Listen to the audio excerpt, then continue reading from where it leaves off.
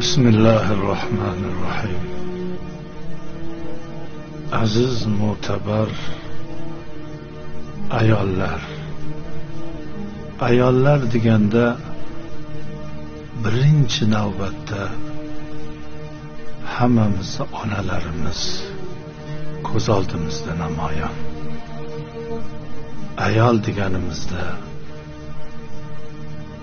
umr yo'ldoshimiz, bolalarimizni onasi ko'z oldimizda namoyon. Ayol deganimizda singillarimiz, opalarimiz, shirin shakar qizlarimiz namoyon bo'ladi. Ba'zi bir kalta fahm insonlar ayollar deganda ayollik iffatini yo'qotgan, umuman insoniylik iffatini, ibo hayosini yo'qotganlarni ko'z oldiga keltiradi. Chunki ularni o'zi ham shu toifa insonlar. Ayol zoti aziz deganda birinchi navbatda onajonlarimiz. Hayot mamot o'rtasida bizni tug'gan, bir parcha etligimizdan bag'rida mehr muhabbat ko'rsatib katta qilgan onalarimiz, yugurganimizda yugurgan, yig'laganimizda yig'lagan, kulganimizda kulgan, birinchi so'zlarni o'rgatgan onajonimizni eslashimiz kerak. Ayol zotini aziz ulug' deganimizda otajon nima xizmatlar bor, otajon nima qilay deydigan navqiron yigit o'g'illarimizni bizga tug'ib boqib katta qilib bergan umr yo'ldoshlarimiz.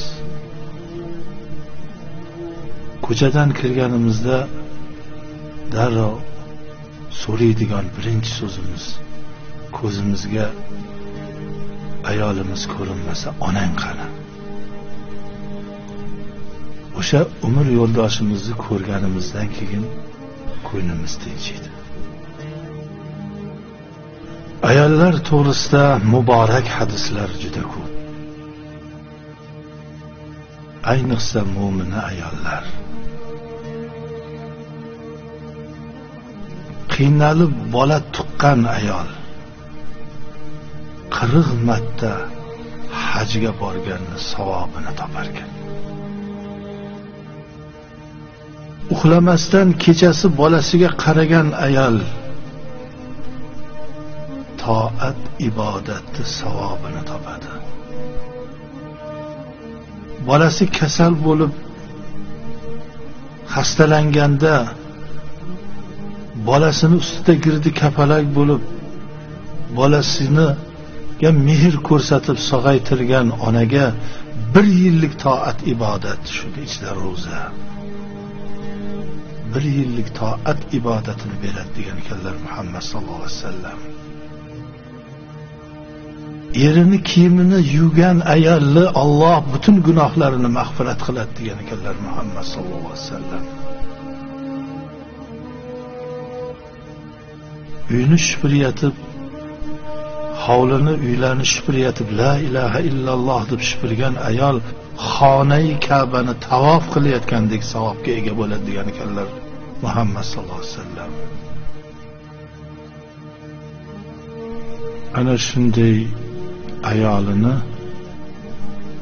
o'tdan, suvdan, yomon ko'zlardan himoya qilish kerak. Xonadonini savobga, barakotlarga to'ldirayotgan umr yo'ldoshini yomon ko'zlardan, xiyonatli ko'zlardan asrashi kerak. Ba'zilar rashk yo'q narsa deydi. Rashk bu sevgini alangasi, oriyat, hamiyat. jamlangan kuchlik alangadir. Bu alangasi yo'q kul chug'anmas kul bo'lib qolgan inson bo'ladi. Rashki yo'q, hamiyati yo'q inson. Mana vatan deymiz. Vatanda tug'ilib yashaymiz. Vatanda ota-onamiz, vatanda bolalarimiz, orimiz, vijdonimiz bo'lgan ayollarimiz yashaydi. Vatan himoyasi degani ota-onamiz, bola-chaqamiz, muborak zaminimiz, or-nomusimiz bo'lgan vafolik ayollarimiz himoyasi. Bir podsho bir mamlakatni, ikkita mamlakatni ko'zda tutibdi bosib olishni. Ikkita josus tayyorlabdi. Sen mana falon mamlakatga borib 1-2 yilmi 3 yilmi qolasanmi o'rgan sharoitlarini.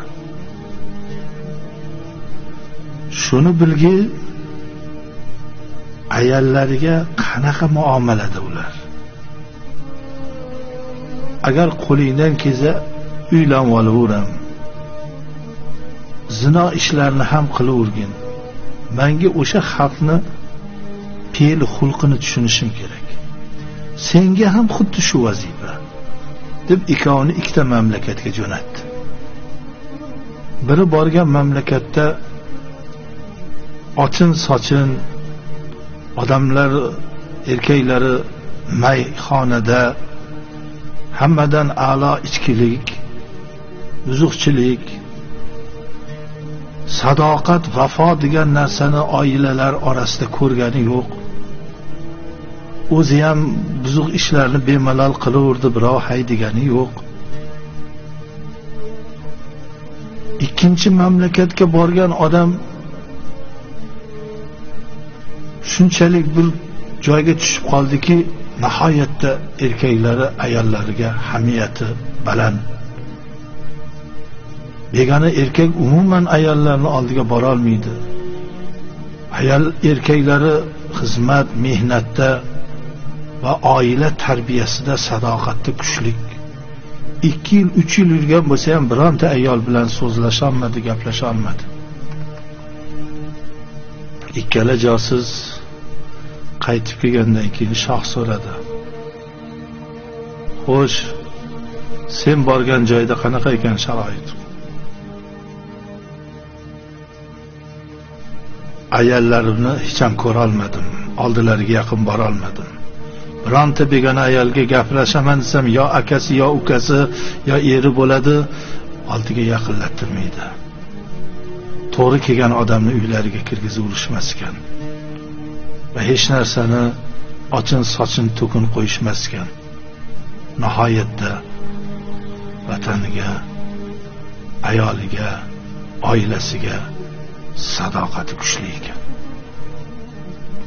Sen borgan yurtchi, bemalol ayollar bilan ishi yo'q, mayxonadan chiqishmaydi. Bekorchi, hammasi ish xohlashmaydi, ishlashni ham bir tayin ishlari ham yo'q. Beparvochilik, bemalol 5-6 ta ayollar bilan o'ynash qildim, boshqa qildim dedi. Birontasi sen nima qilyapsan degani ham yo'q. Uylariga bemalol kirib chiqib yuraverdi.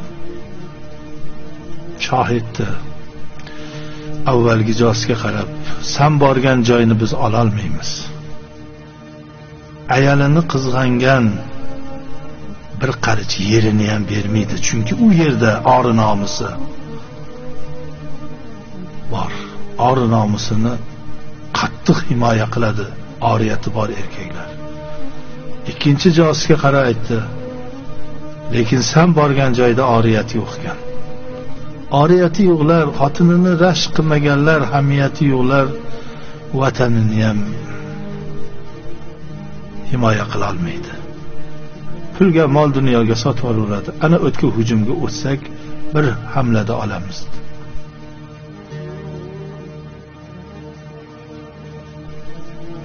Muhtaram aziz birodarlar, ayollarimizni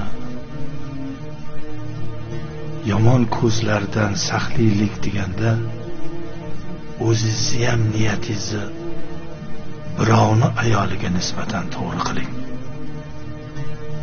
Qadimda Buxoroy shahri azimda hovuzlarga suvlar ariqlardan oqib hovuzga to'lgan, meshkobchilar hovuzdan meshga suv olib xonadonlarni xum idishlariga, suv saqlanadigan idishlarga quyib pulini olib ketishavergan.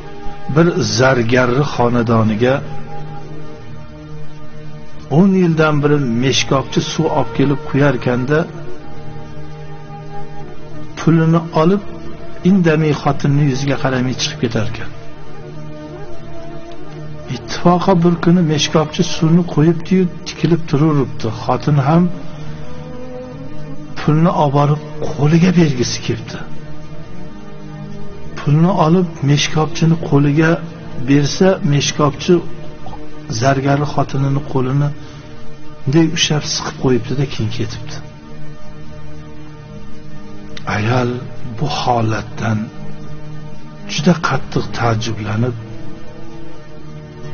tushungan ayol ekan, eri kelgandan keyin, "Xo'jam, bugun kimni xotiniga ko'nglingiz ketdi? Bugun nima qiliq qildingiz, to'g'risini ayting. 10 yildan beri uyimizga suv olib keladigan meshkobchi meni yuzimga biron marta qaramasdan suv quyib chiqib ketardi. Bugun yuzimga tikilib turdi, pul beryapsam qo'limni siqdi bilagimdan." Zargar dod tuvardi. "Men hamisha o'z kasbimni halol ijro etardim. Bugun bir ayolni bilarzik oladigan ayolni bilagiga ko'zim tushib qolib, niyatim buzilib, keling o'zim taqib qo'yaman deb bilarzikni ushlab bilagidan mahkam ushuvdim. Xudo qaytaribdi-da. Birovni ayoliga ko'z olaytirma. Sen birovni ayoliga niyatingni buzsang, sanikiga 100 tasi niyatini buzadi. O'zingni qanchalik er bilib yursang, boshqani ham sher bil. Insonni hamma qiliqlari ko'chada yurganda o'ziga qaytishligini esidan chiqazmasin. Bir erkak, men ayollar to'g'risida ma'ruza qilsam, necha shu ayollarni gapiraverasiz? Ayol degani bir chochi uzun, aqli kaltada deb ayolini mensimasdi. "Yo Rabbi, nima bo'ldi-yu? Mana necha yildan beri betob bo'lib, ayolini qaramog'iga qarab qoldi." Ayol mehr, muhabbat, ixlos bilan xizmatini qilyapti. Bir rivoyat esga tushadi. 30 yil hayot kechirishgandan keyin bir xotin eriga aytibdi: "Xo'jayin, meni talog'imni bering. Men sizdan ajrashaman." Bolalar katta bo'lganda yaxshimiz, hayotimiz hech bir urush janjal yo'q. Nimaga men taloq beraman senga? Talog'imni bering, ajrashaman. To'xta, men bir o'ylab ko'ray, qayoqda xatolik qilgan ekanman deb o'sha kuni yiqilib tushib qo'li sindi. Alamidan chidolmay, "Taloq so'rayatuvding, ketaver bor, mana qo'lim ham sindi. Mayib bo'ldim. Endi ketaver, talog'ingni beraman" deganda, "Yo'q, xo'jayin, talog'imni bermang. Endi xizmatingizni qilaman.